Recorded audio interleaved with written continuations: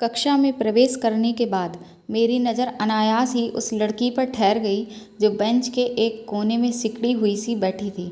सभी छात्राओं से अलग थलग, दुबली पतली, सांवली, भोली भाली और मासूम सी।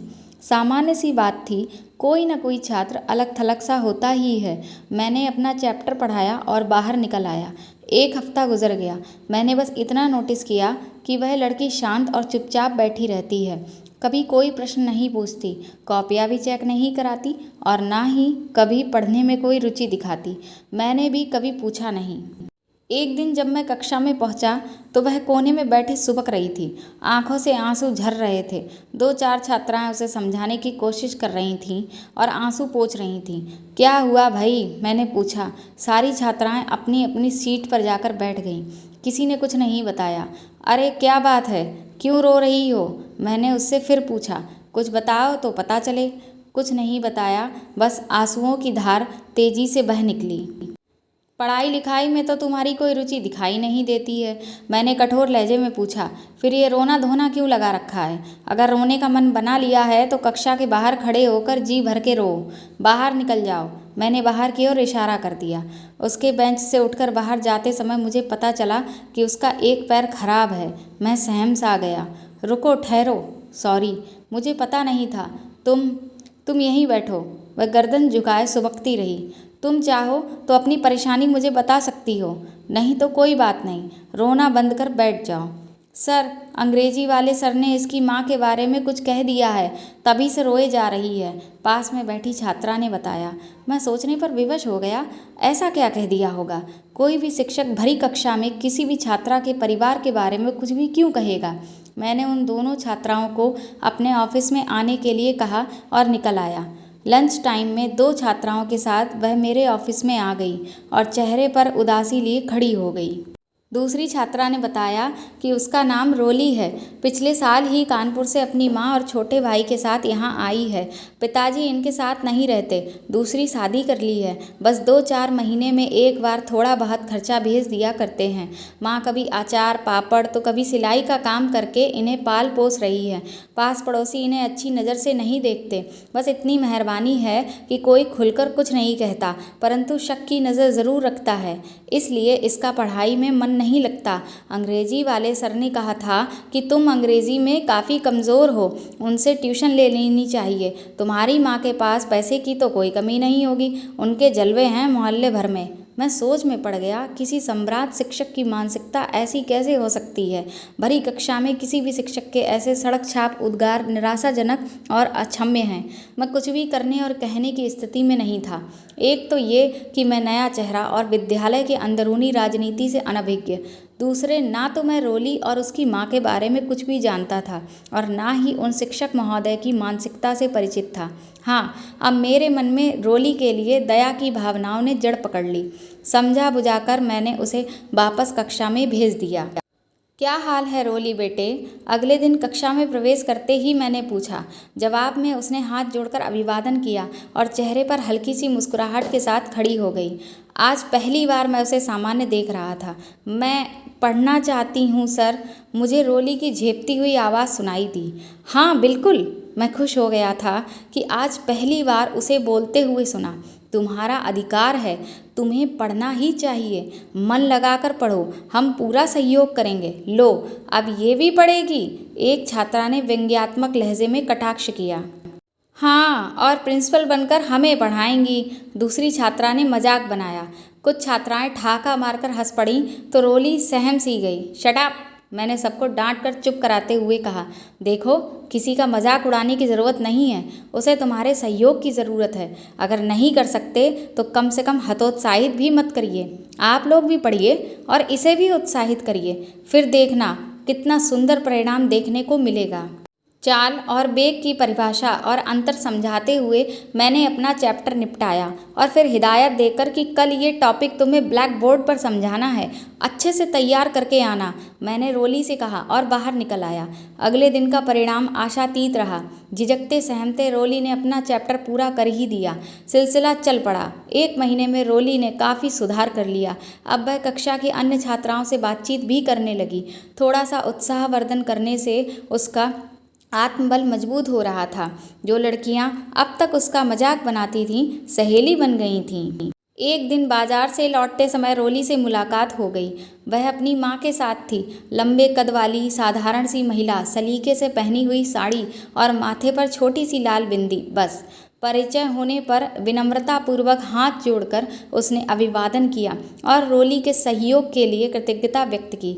आइए, पास की गली में ही हमारा छोटा सा घर है, कुछ चाय पानी कर लीजिए। उसके आग्रह को मैं ठुकरा नहीं सका। मैं भी उसके बारे में अधिक जानकारी प्राप्त करना चाहता था, इसीलिए साथ साथ चला गया। घर में बहुत अधिक फर्नीचर तो नहीं था, पर जो भी था सलीके से सजाया हुआ था। ग्लास में चाय लाते समय मैं समझ गया कि रसोई में भी काम चलाऊ पुराने बर्तन ही हैं। बातचीत के दौरान पता चला कि वह खुद पोस्ट ग्रेजुएट हैं, पर नौकरी नहीं कर सकती क्योंकि बढ़ती उम्र की बेटी को अकेले घर में छोड़ना सुरक्षित नहीं लगा।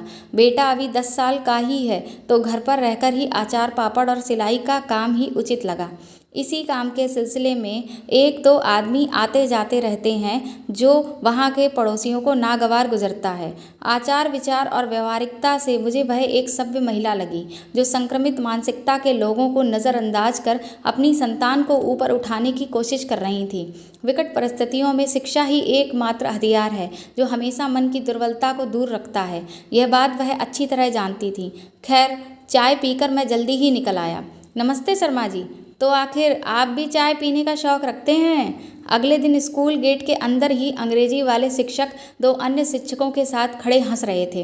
अरे भाई, हमें भी साथ ले लिया होता, हम भी तो चाय पीने के लिए बेचैन हैं। एक फूहड़ हंसी के ठहाके के साथ वह मेरी ओर देखने लगे।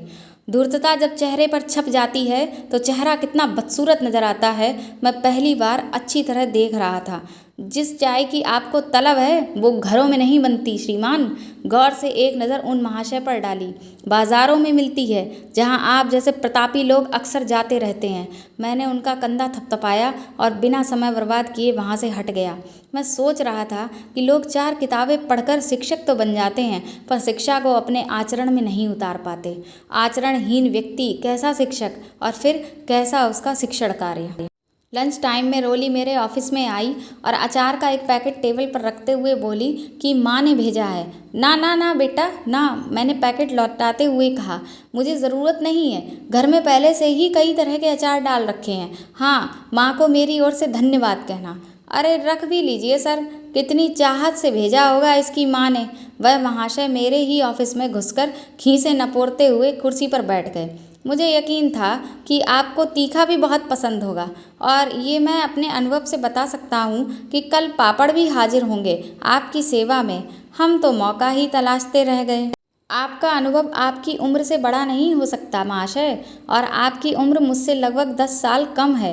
मैंने अपनी मनोदशा पर काबू पाते हुए शांतिप्रिय ढंग से जवाब दिया, और इसी आधार पर आपको बता दूं कि किसी की कुत्सित मानसिकता किसी का बसाया हुआ घरौंदा उजाड़ तो सकती है, पर बसा नहीं सकती।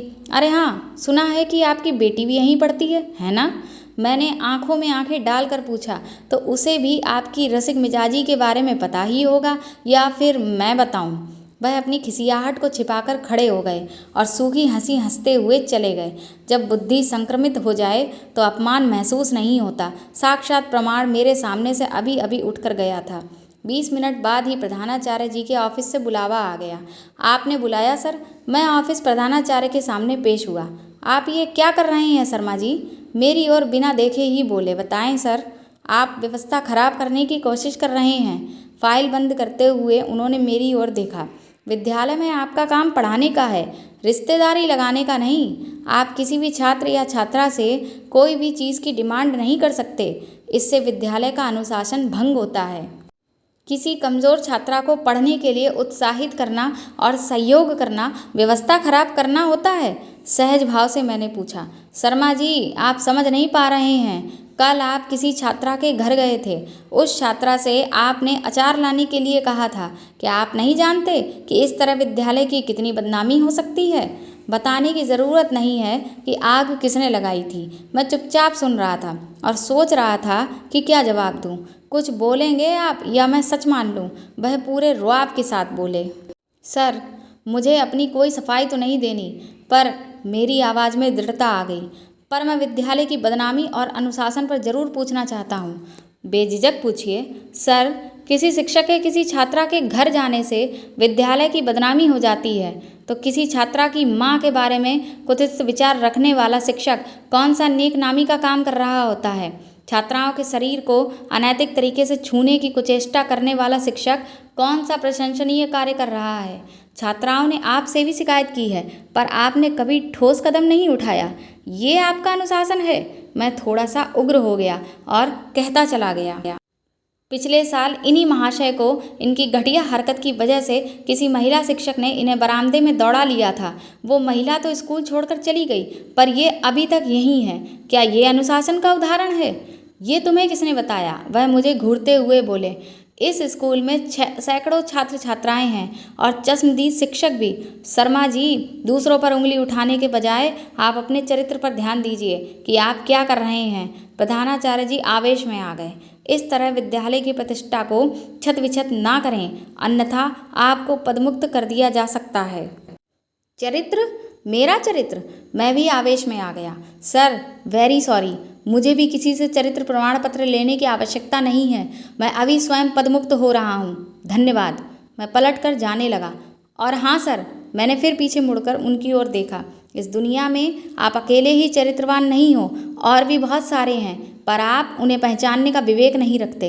मैंने बाहर निकलकर ऑफिस से अपना बैग उठाया और विद्यालय छोड़ दिया, हमेशा के लिए। लगभग एक हफ्ते के बाद एक दिन सुबह सुबह 10-12 छात्र छात्राओं का झुंड मेरे घर पर आ गया। सर, प्रधानाचार्य जी और विद्यालय संरक्षक महोदय ने आपको अभी बुलाया है, छात्रों ने बताया। बेटे, मैंने अपनी मर्जी से विद्यालय छोड़ा है, तो फिर मेरा वहाँ जाना बनता नहीं है। बैठने का इशारा करते हुए मैंने कहा। सर, आपके निकलने के बाद बहुत बड़ा हंगामा खड़ा हो गया, एक छात्रा ने बताया। कई शिक्षक शिक्षिकाओं ने काम करने से इनकार कर दिया और प्रधानाचार्य पर अंग्रेजी वाले सर को निष्कासित करने का दबाव बनाया। बहुत सी छात्राओं को भी आगे आना पड़ा। बात प्रबंधन समिति तक पहुंच गई और दोनों को पद से इस्तीफा देना पड़ा। फिलहाल जब तक नए प्रधानाचार्य नहीं आ जाते, तब तक वह अपना कार्यभार संभालते रहेंगे। अब आप। मैं सोच में पड़ गया, मुझे वापस जाना चाहिए या नहीं। मुझे गर्व महसूस हो रहा था कि मेरी विचारधारा का समर्थन करने वाले शिक्षक और शिक्षण शैली को पसंद करने वाले छात्र छात्राओं की कमी नहीं है। मुझे अपना चरित्र प्रमाण पत्र मिल गया है। ऐसा सोचने के बाद मैं खड़ा हो गया कि चलो, जो भी हुआ। रोली जैसे तमाम छात्र छात्राओं को ऊपर उठाने का अवसर एक बार फिर मेरा इंतज़ार कर रहा है। आज 10 साल हो गए प्रधानाचार्य पद पर कार्य करते हुए। रोली बैंक में चयनित हो चुकी है और कई आर्थिक संकट से जूझते छात्र छात्राएं प्रतियोगी परीक्षाओं की निःशुल्क तैयारी कर रहे हैं। दोस्तों, आपको यह कहानी कैसी लगी और इस कहानी पर आपकी क्या राय है, आपके क्या विचार हैं, वह आप कमेंट बॉक्स में ज़रूर बताएं। और मेरे चैनल को सब्सक्राइब करिए, इस वीडियो को लाइक करिए और इस कहानी को ज़्यादा से ज़्यादा शेयर करिए